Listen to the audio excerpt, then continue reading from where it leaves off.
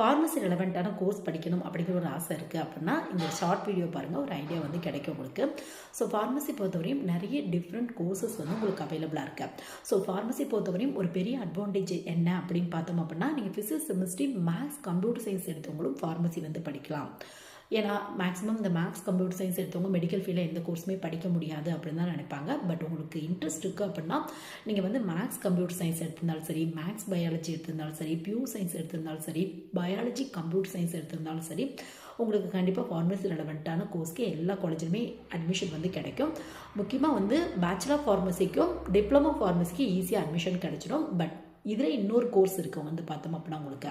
So கோர்ஸோட name வந்து form D அப்படின்னு வந்து சொல்லுவாங்க. டிப்ளமோ இன் ஃபார்மசி வந்து வேறு உங்களுக்கு, ஃபார்ம் டி வந்து வேறு உங்களுக்கு. ஃபார்ம் டி அப்படின்னா டாக்டரேட் இன் ஃபார்மசி அப்படிம்பாங்க. 6 இயர்ஸ்க்கான கோர்ஸ் உங்களுக்கு.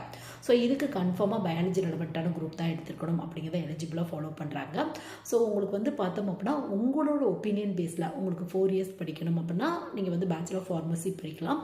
இல்லை இன்னும் இன் டெப்த்தாக வந்து ஃபார்மசி பற்றி கற்றுக்கணும் அப்படின்னா நீங்கள் வந்து ஃபார்ம் டி கோர்ஸ் வந்து கம்ப்ளீட் பண்ணலாம். ஸோ ஃபார்ம் டி பொறுத்தவரையும் 6 இயர்ஸ், 5.5 இயர்ஸ்லேருந்து 6 இயர்ஸ் ஆகும் வந்து கோர்ஸ் கம்ப்ளீட் பண்ணுறதுக்கு உங்களுக்கு.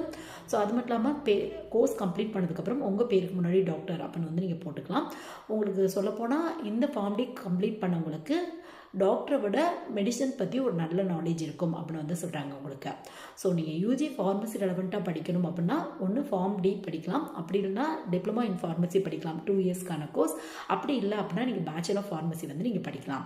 இதுவே பேச்சுலர் ஃபார்மசி படிச்சுட்டு அதுக்கப்புறம் உங்களுக்கு ஃபார்ம் டி கோர்ஸ் படிக்கணும் அப்படின்னா நீங்கள் 4th இயரில் டேரெக்டாக போய் ஜாயின் பண்ணிக்கலாம்.